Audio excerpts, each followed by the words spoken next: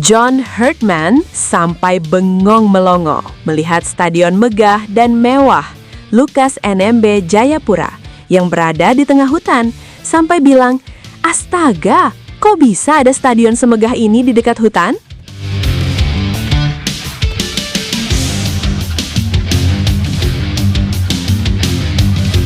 Siapa yang menyangka seorang pelatih dengan pengalaman internasional seperti John Herdman bisa dibuat terdiam cukup lama hanya karena satu pemandangan.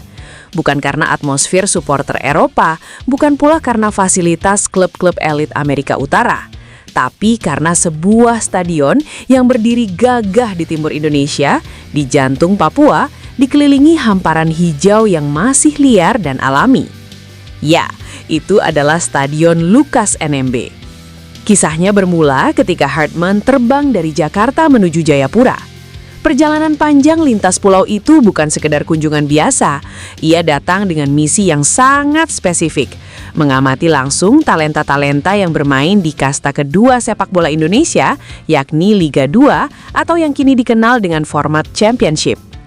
Banyak yang mengira pelatih sekaliber Herdman hanya akan memantau pemain dari Liga 1. Tapi justru disinilah letak kejutan itu. Ia ingin melihat sesuatu yang lebih mentah, lebih murni, lebih lapar. Dan Papua, seperti yang kita tahu, bukanlah tanah sembarangan dalam sejarah sepak bola Indonesia. Begitu pesawatnya mendarat, rombongan langsung diarahkan menuju stadion. Dari kejauhan saja, bangunan megah itu sudah terlihat kontras dengan lanskap di sekitarnya. Hutan hijau membentang, perbukitan mengitari, dan di tengahnya berdiri stadion berstandar internasional dengan arsitektur modern dan kapasitas besar. Di momen itulah, Herdman disebut sampai bengong. Ia melihat sekeliling, lalu kembali menatap stadion.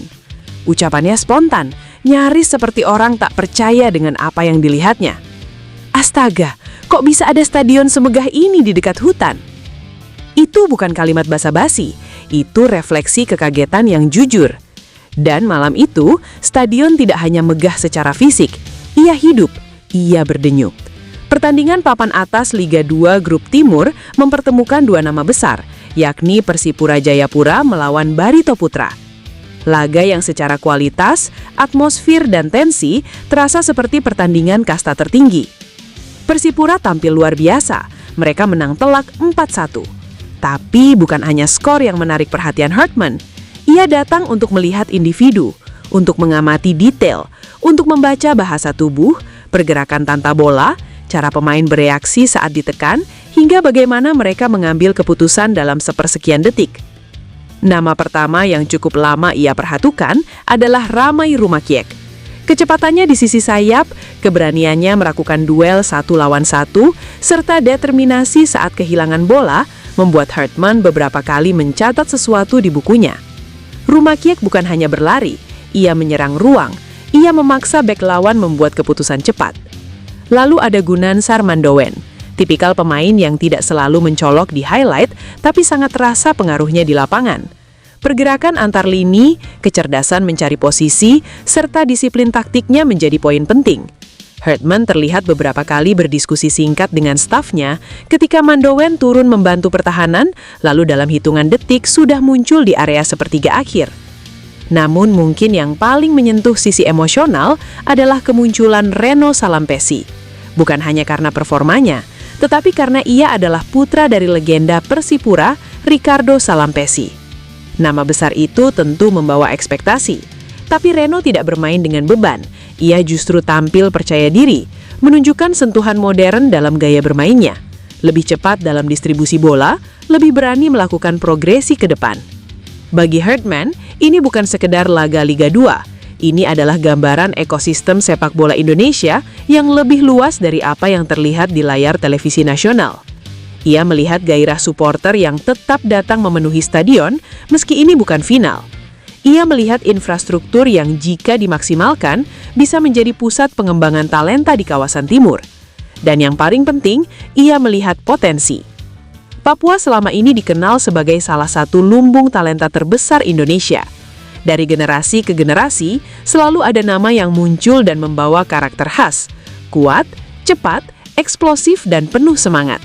Di stadion yang berdiri megah di tengah alam liar itu, potensi itu terasa sangat nyata. 4 gol Persipura malam itu bukan soal efektivitas serangan. Itu adalah simbol bahwa klub dengan sejarah panjang masih punya daya hidup. Bahwa Liga 2 bukan liga buangan, melainkan ruang kompetitif yang bisa melahirkan kejutan.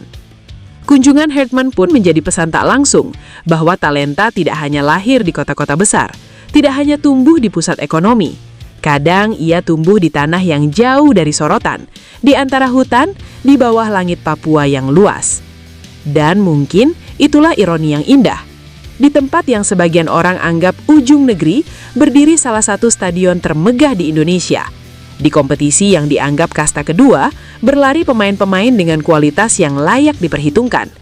Dan seorang pelatih internasional harus terbang ribuan kilometer untuk membuktikan sendiri bahwa cerita besar tidak selalu lahir di pusat perhatian. Malam itu, ketika peluit panjang dibunyikan dan skor 4-1 terpampang jelas, Hartman tidak langsung berdiri.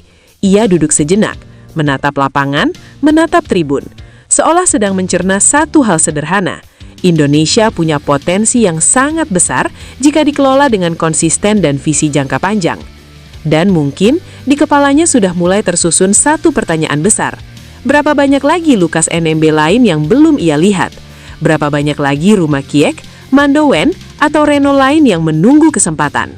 Karena terkadang, untuk menemukan masa depan, kita memang harus berani terbang jauh, bahkan sampai ke stadion yang berdiri megah di tengah hutan.